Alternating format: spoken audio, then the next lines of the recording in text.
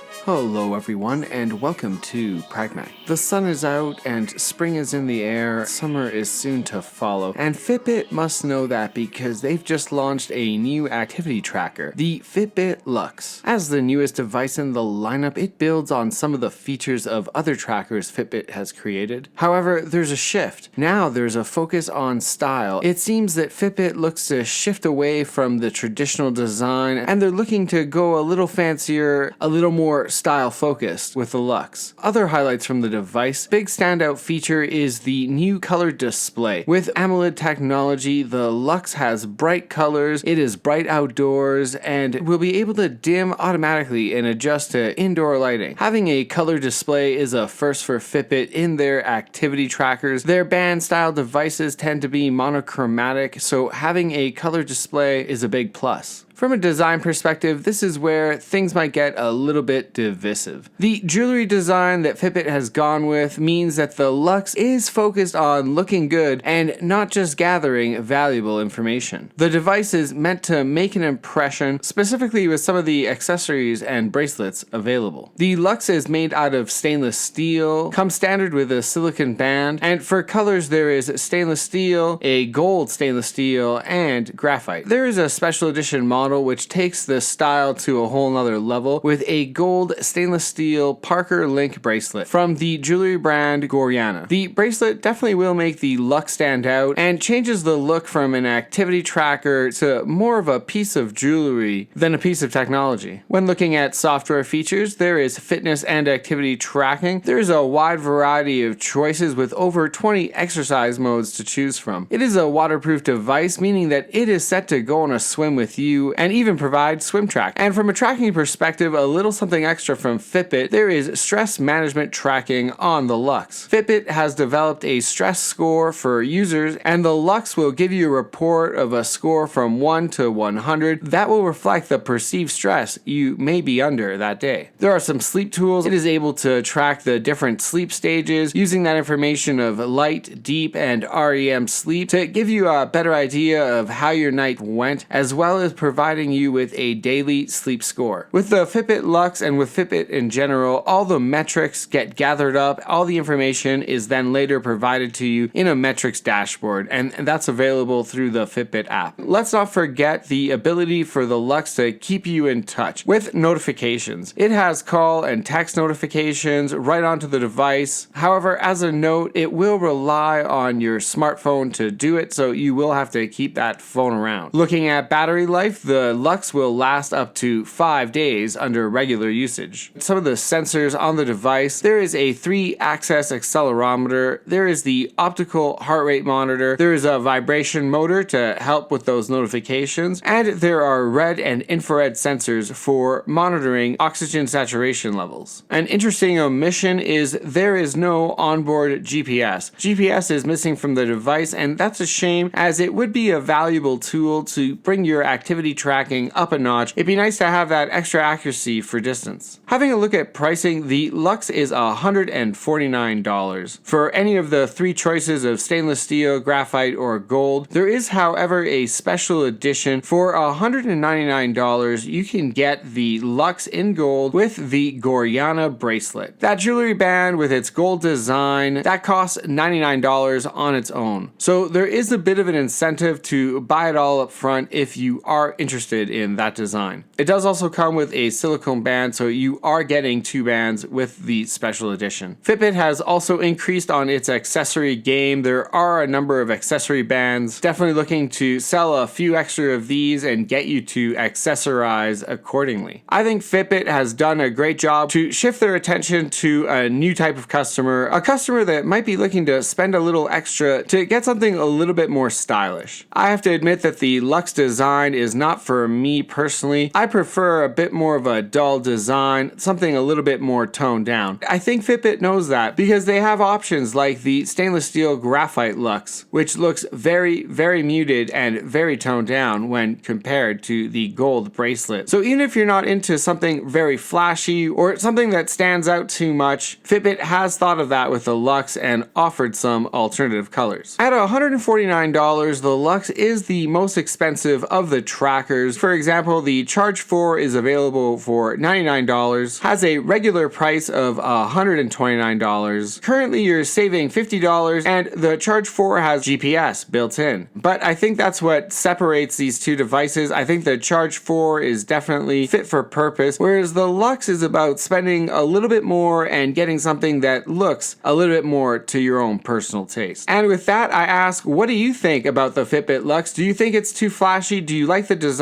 Do you think you'd like the gold bracelet? Leave your comments and thoughts down below. I want to thank you for listening to my thoughts as always, and if you've enjoyed this video, give it a like. And if you've enjoyed a few videos, consider subscribing to the channel. You might just enjoy what's coming up next. As always, thank you from Pragmach.